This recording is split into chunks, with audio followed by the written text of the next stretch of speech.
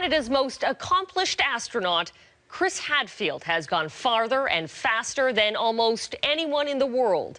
He's flown 2 shuttle missions, been the voice of mission control, and has even lived underwater for 2 weeks as part of his elite space training. Now, at 52, Hadfield is about to set another milestone. And as he prepares for that venture, we wanted to get to know the Canadian rocket man, who, as Paul Johnson discovered, has his feet firmly planted on the ground.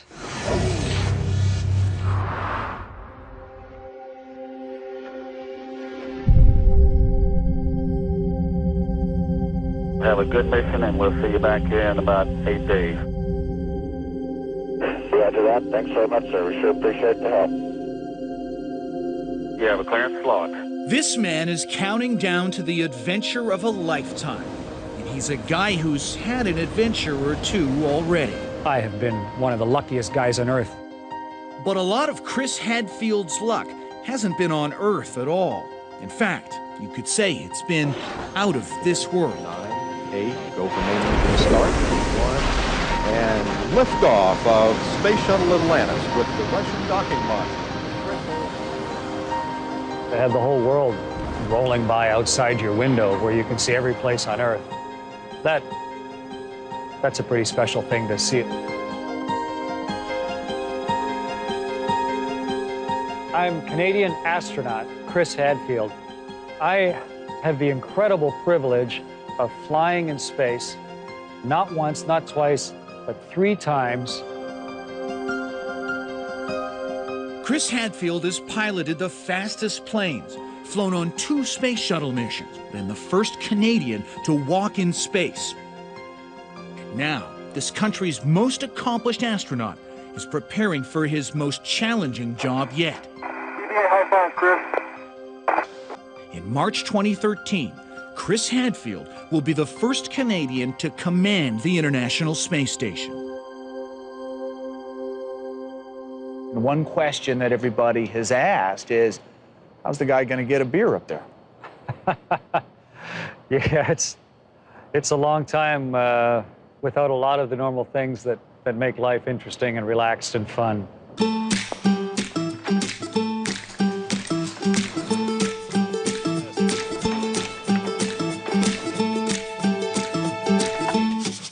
To do something really complicated that you've trained most of your whole life for, and to do it well, and to do it successfully, and to be trusted to do it, there's a great pride and satisfaction in that. So there's pleasure in all those things, and a beer can wait 6 months.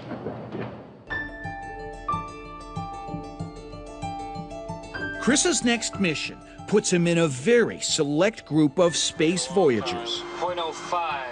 What are you going to do when you're there, and what are you thinking about? All the things that can fail. A fire in the spaceship. A fire in a spaceship is an awful thing. Or if we get hit by a meteorite and there's a sudden dramatic leak, or a contaminated atmosphere. Normally it's a very flat command. Inertial, pedals free, executing opening right. But when things go bad, that's when everyone needs one leader to say, this is what we're doing now, this is what we're doing next, and this is how we're going to save our life, or save the station, or save the program.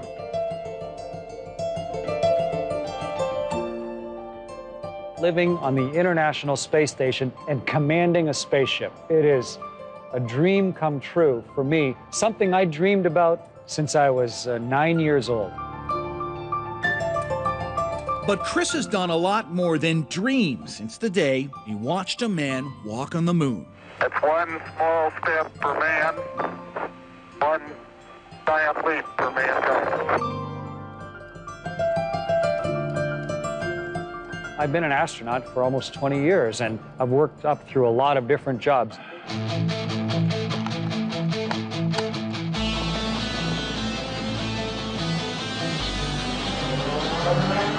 A few of those jobs include U.S. Navy Test Pilot of the Year in 1991, and flying the first CF-18 intercept of a Soviet bomber as a NORAD pilot in the days of the Cold War.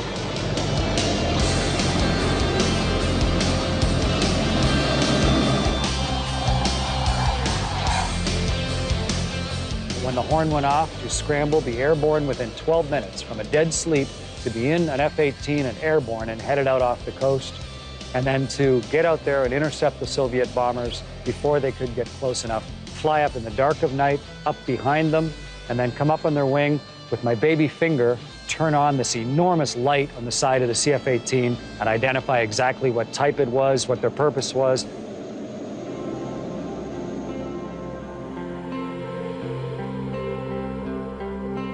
Atlantis, Houston, good morning.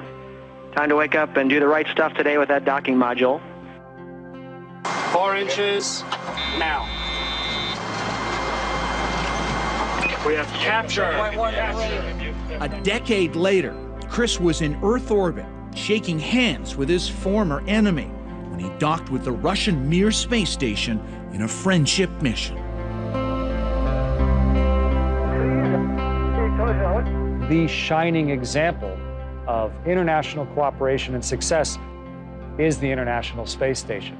It flies in the face of history, and it flies in the face of a lot of very recent enmities, but at the same time it flies, and we're doing this thing together.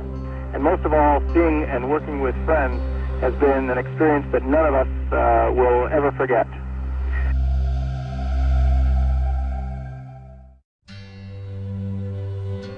And from the edge of our seats on the ground, we will be with you as our proud heritage unfolds our future to christen Canada's place in space. Then there was the moment, 10 years ago, when he stepped out, free-floating into space for the first time. You are holding on to a human creation, the spaceship, with one hand. And when you look to your right, there's the whole universe, just right there, going on forever. And when you look to your left, the whole world is just pouring by next to you. I found it stupefying. I found it dumbfounding. Just the inherent beauty of it, the velvet, bottomless bucket of the universe, and the textures and the rainbow colors, just like this wonderful exploding kaleidoscope next to you all the time. And you're alone in the middle of that, and your only link to the other 6 billion people and all of history and all of beauty and poetry and everything that is human is linked in one hand. It's the need to understand that infinite beauty that brings Chris and his fellow astronauts out into space. I'm pushing power on. Okay. The purpose of being up there is the exploration and the science, the hundreds of experiments that are on board, the gathering of dark matter and dark energy from the universe and the alpha magnetic spectrometer. That is why we built the space station. But we didn't just put robots on board, we have people. Attached to their hand. Look how close that thing is. Sucker is right there. Good Lord. Did we really do this? Nice job. Good job, man. Hey, well done, honey. Well done. Hey, nice job. In just 15 months, Chris Hadfield will be in charge of those people in space. But before that day comes, even a guy this accomplished has a few things to learn.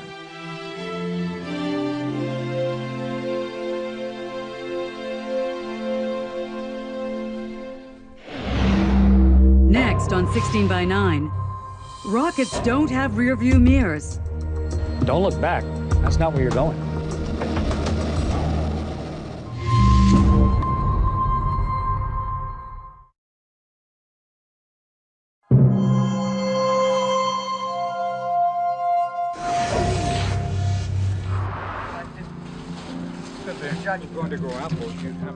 This ordinary farm in Milton, Ontario, is where a most extraordinary Canadian grew up. It's where this average couple raised a far from average son. What is the tip for raising an astronaut, then? A lot of love and a lot of care and a lot of training. That, and one more thing that Roger Hadfield wanted us to see. This 1949 biplane, made mostly of wood, wire, and fabric. Sat the kids on the wing. Chris looked up, he said, "Oh, a golden airplane." At the age of 3, in and this little boy experienced the thrill of leaving the Earth's surface for the first time. Fast forward to July 20th, 1969, and Neil Armstrong's walk on the moon. In an instant, a 9-year-old boy's future was set. That's when he decided to sit to himself. He didn't say too much about it, but he thought that'd be a very nice way to make a living.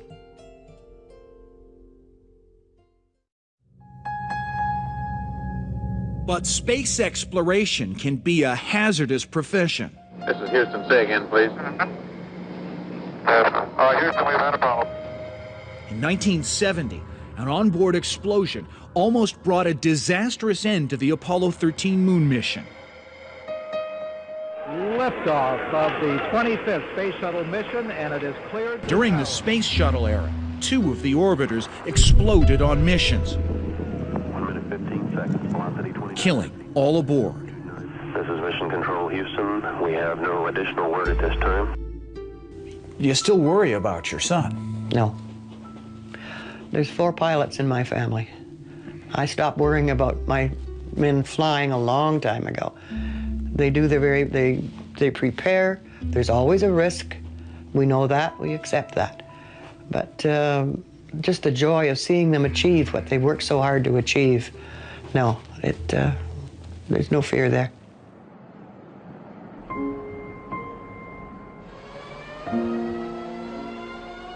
When he first started, a Canadian couldn't even be an astronaut. And to reach the point where we command the space station, it's world recognition of Canada. And we'll be extremely proud of what he's doing. Extremely. His hometown of Milton, Ontario is proud of him too. You can walk down Hadfield Way, relax in Hadfield Park, even send your kids to Chris Hadfield's school. Well, good morning to the students and all the teachers and staff at the Chris Hadfield Public School. This is Chris Hadfield talking to you from the bottom of the ocean. And Chris is in school too, intensive training for his next mission. I show us about 5 meters away, and I'm ready to begin when you're ready. I'm ready. Practicing delicate maneuvering needed to control the Canada arm as it snags an unmanned supply ship. Good 4 meters out. Okay. Good closure rate. Crewmate, American Tim Marshburn, is confident that Hadfield has all the right stuff. Well, first of all, you got to be technically very good in space flight, and there's no better than Chris. He's a fighter pilot, test pilot. But on top of that, being very easygoing and being a good person to work with, if you're going to be cooped up in a can with a beautiful view for 6 months, Chris is the guy you want to be with. Whoa, we're about to have everybody. Somebody get in front and sit down. And Hadfield is the kind of guy you want to be with on Earth, too. You're cool. You think so? I'm glad you think so. He's a fellow who gathers a crowd, or, in the case of this appearance with the Houston Symphony Orchestra, an audience. Big smoke standing in the morning. But nothing compares to that great gig in the sky. To be able to play guitar with it floating weightless next to the huge bay window on the bottom of the station, watching the world pour by. A world that keeps on spinning and keeps on changing. My mother was born in 1908. Wilbur and Orville Wright were still flying around. And her grandson goes to a space station. That's one lifetime. Now, what our grandchildren will see in their lifetime, who knows?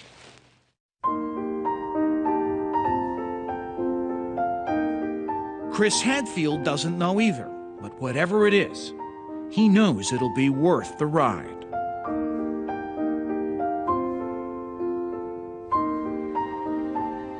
Don't look back. That's not where you're going. Yes, accept things that have happened in the past, but pay attention to where you're going in the future and focus on that, because that is your life.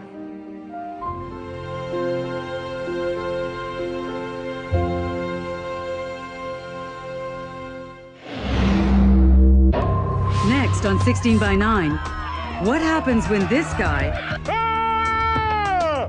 takes on a wild mob?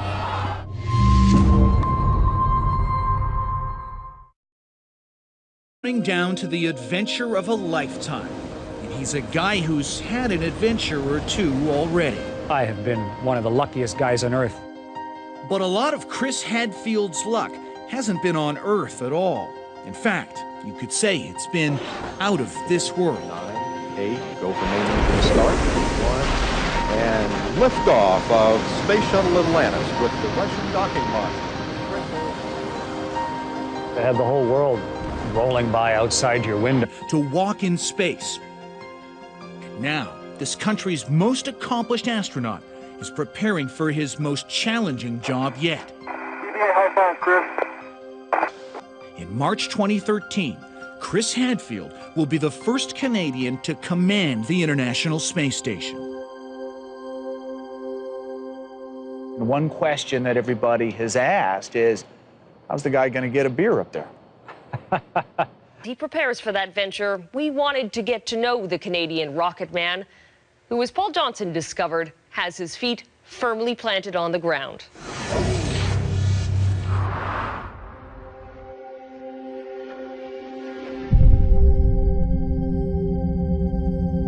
Have a good mission, and we'll see you back here in about 8 days.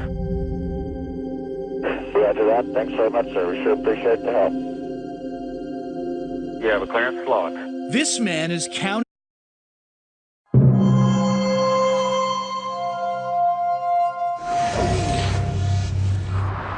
As Canada's most accomplished astronaut, Chris Hadfield has gone farther and faster than almost anyone in the world. He's flown 2 shuttle missions, been the voice of mission control, and has even lived underwater for 2 weeks as part of his elite space training. Now, at 52, Hadfield is about to set another milestone.